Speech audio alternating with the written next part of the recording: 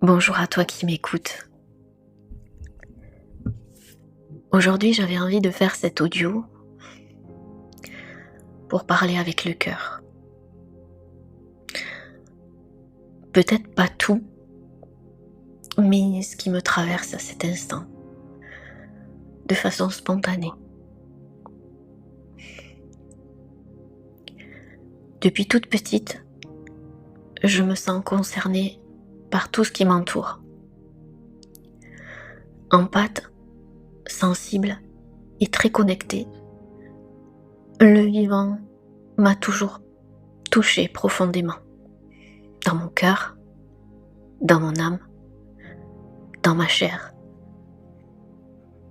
Je suis connectée à la nature, aux animaux, aux êtres visibles et invisibles qui savent, par leur présence, rendre le monde meilleur.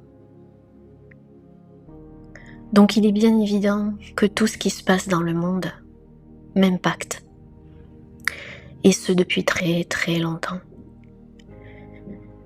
Mais au fil des années, cet impact a évolué.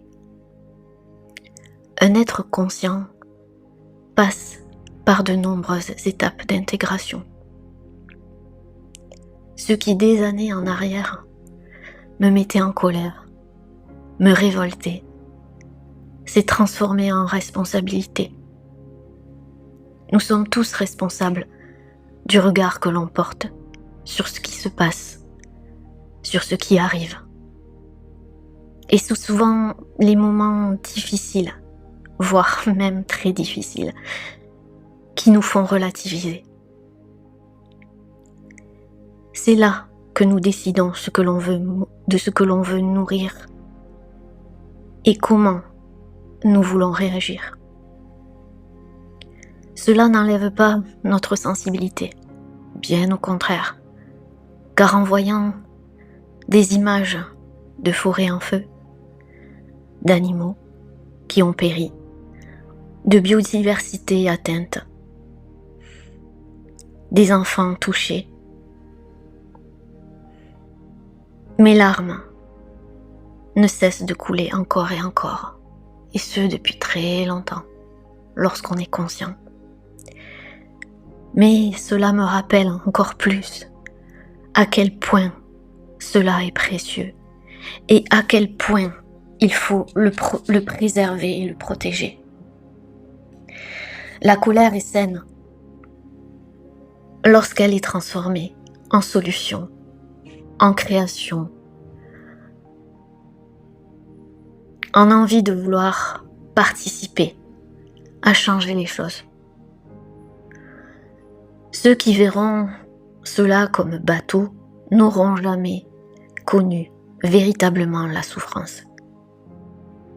Car c'est à ce moment précis que nous décidons de ce que l'on veut nourrir.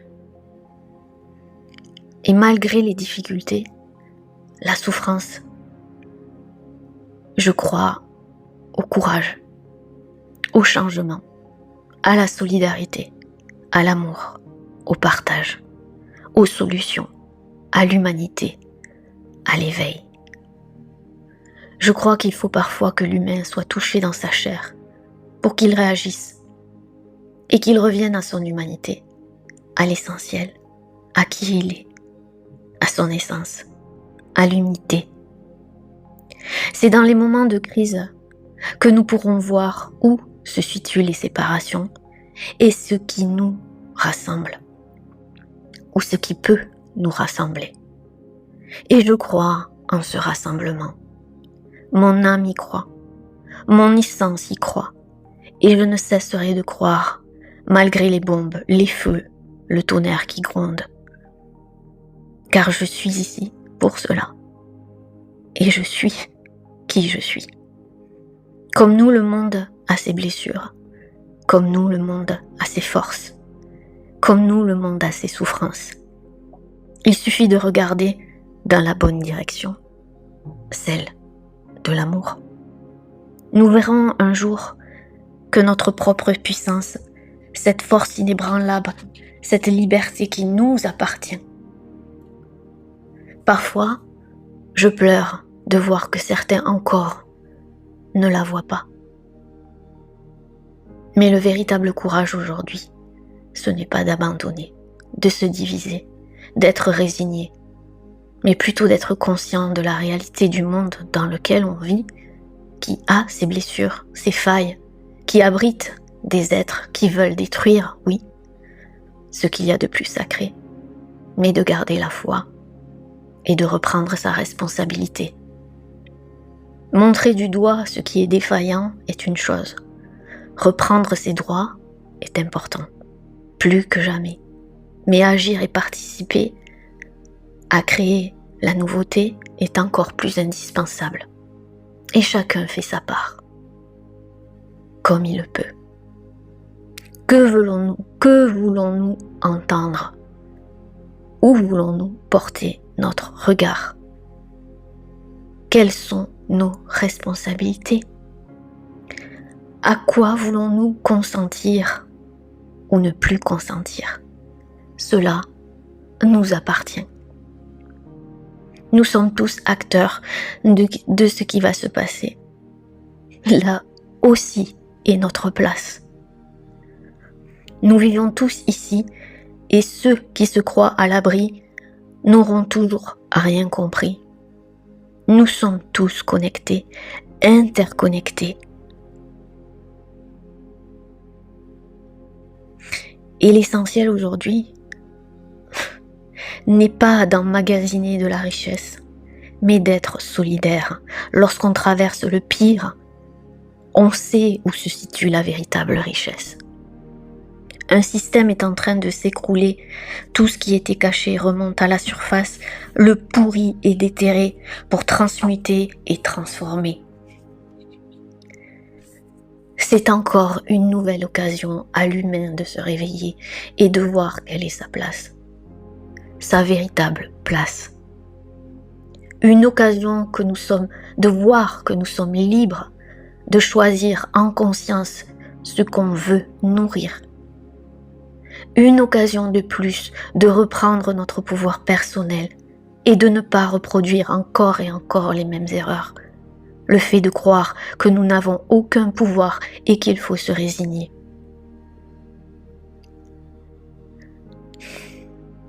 Et ce n'est pas un combat contre le mal, c'est une acceptation de qui nous sommes réellement. Car lorsque nous sommes en guerre avec notre essence véritable, nous sommes en guerre contre tout et sans arrêt. Retrouver sa paix est essentiel. Qui je veux être? Qu'est-ce que je veux nourrir? Qu'est-ce que je veux voir grandir? Ça, c'est de la responsabilité de chacun. Et moi, personnellement, et plus que jamais, dans une conscience absolue de ce qui est véritablement et à travers mon essence et ma sensibilité, mon amour, je crois. Oui, je crois. Je garde la foi. Je veux nourrir le vivant, honorer le sacré, participer à mon échelle à transformer les choses, même de façon minime. Continuer à partager, soutenir, aider. Aider en conscience surtout, en m'honorant tout autant.